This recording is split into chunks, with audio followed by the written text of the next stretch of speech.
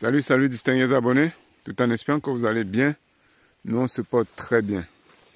Devenir apiculteur ne s'improvise pas, mais il est capital d'acquérir un minimum de connaissances. Si vous êtes nouveau sur la chaîne, ici nous parlons agriculture, nous parlons apiculture, nous parlons agroforesterie. Nous vous donnons des astuces qui peuvent vous permettre de réussir dans vos différents projets agro-silvo-pastoral. Donc installez-vous confortablement, likez la vidéo en cours, abonnez-vous surtout à la chaîne. Activez la cloche de notification pour ne rien manquer des vidéos futures. Le sujet d'aujourd'hui, nous avons fait un petit constat. Vous savez, en zone forestière, il y a ce qu'on appelle des voleurs de bois en fait. Ça veut dire quoi? Lorsque on vous cède une forêt primaire ou secondaire, comme c'est par exemple le cas ici, et que vous commencez à faire des travaux, mais il y en a toujours les forestiers ou les exploitants forestiers qui se baladent dans les parcelles des gens, dans les territoires de certaines personnes pour voler du bois.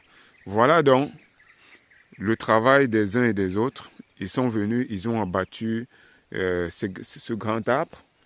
Et la conséquence, c'est quoi? C'est qu'elle est limite avec l'une de notre parcelle qu'on a déjà mis en valeur, celle-ci, en l'occurrence.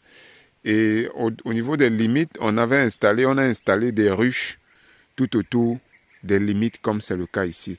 Et donc les voleurs de bois, en abattant leur arbre, ils n'ont même pas pris la peine de déplacer même notre ruche. Voilà, on retrouve carrément notre ruche ici, avec notre support en fer, qui a été totalement écrasé par cette grosse grume de bois, vous vous imaginez. Donc les gars ont fait ça et ils ont disparu. Ça fait des mois. Même sur l'autre parcelle de l'autre côté, on est arrivé, avant de commencer le défrichage du sous-bois de la forêt, on s'est rendu compte que les gars avaient effectivement commencé à abattre près de 5 arbres comme celui-ci, des arbres de plus de 50 mètres de long. Vous pouvez le voir, avec un seul arbre comme ça, on peut avoir même 3, 4, 5, voire même 5 grumes de bois. Donc, la conséquence pour nous, c'est que nous venons de perdre une colonie, dont la colonie a forcément déserté. Pour celle-ci, elle a survécu. Voilà notre ruche carrément qui est ensevelie là tout en bas. Même chose pour notre support en fer. Je vois quelques barres de fer là, qui ont été totalement écrasés, déformés. Le support a été totalement déformé. Et ils sont partis. Donc, ils n'ont pas encore récupéré. La dernière fois quand j'entrais, il y a 2 semaines, les ouvriers m'ont dit qu'ils étaient là. Donc, ils étaient là, ils ont abattu ça. Mais dès qu'ils ont entendu que je suis derrière en train d'arriver, ils ont foutu le camp. Donc, dès que j'arrive là, quelques minutes plus tard, on me dit qu'ils étaient là, ils ont disparu. Depuis ce jour, on ne les voit plus. On ne les voit plus. Voilà les conséquences qu'ils font dans des champs. Cette parcelle-ci, ce n'est pas la nôtre, mais le propriétaire lui-même n'est même pas au courant de ce travail. Et voilà donc les conséquences qu'il cause dans la plantation. On mit ça, voilà nos bananiers qu'ils ont écrasé certains là, ce qui n'est pas bon. Donc lorsque vous avez des exploitations ou des parcelles comme celle-ci qu'on vous a cédées, faites l'effort de mettre en valeur, faites l'effort d'exploiter vous-même le bois qui est à l'intérieur pour faire soit les chevrons, le coffrage, les lattes et tout ce qui va avec, ou vous les vendez en crume pour qu'on aille faire les comptes plaquets et autres. Voilà, nous avons perdu quelque chose d'énorme, une ressource durable que nous venons de perdre. Ça fait mal au cœur de voir ça un matin comme ça où on veut commencer la journée et qu'on fait le tour du propriétaire, on se rend compte qu'il y a des dégâts comme ceux-ci là qui sont arrivés. Donc ces gens-là sont de mauvaise foi, ils ne prennent même pas la peine de déplacer d'abord la ruche, parce que quand on regarde bien la façon dont ils ont abattu, c'est un abattage orienté. C'est un abattage bien orienté. Et quand je regarde la souche, c'est un abattage bien orienté. Donc ils savaient que l'arbre allait tomber dans ce sens ici, au vu de ce qu'il y a sur la souche là-bas. Même à distance, je vois que c'était bien orienté. Mais il savait que ça devait tomber dans ce sens. Au lieu même de venir déplacer notre ruche tranquillement avec son support, eh bien non. ils ont préféré écraser ça comme ça et ils s'en vont.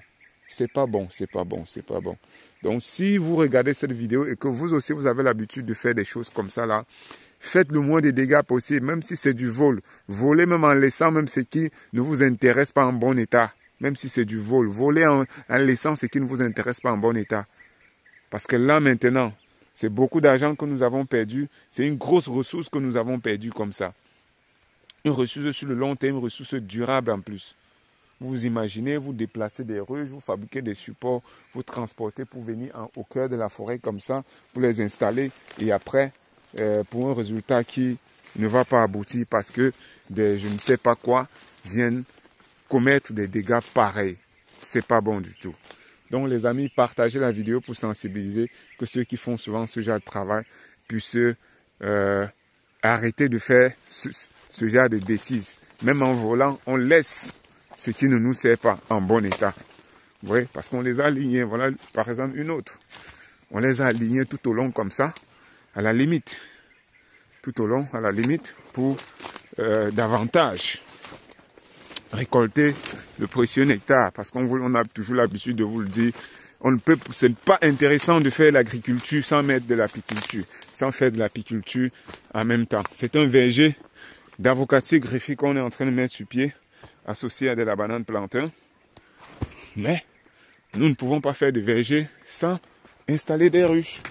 On en a déjà qui sont colonisées, comme c'est par exemple le cas de celle-ci, tout devant nous. C'est intéressant. Donc, mes chers amis, si vous voulez vous lancer en apiculture, en agriculture, nous sommes là pour vous accompagner. Nous sommes là pour vous conseiller, pour vous aider dans la mise en œuvre et le suivi. Donc, voilà par exemple, celle qui est déjà colonisée.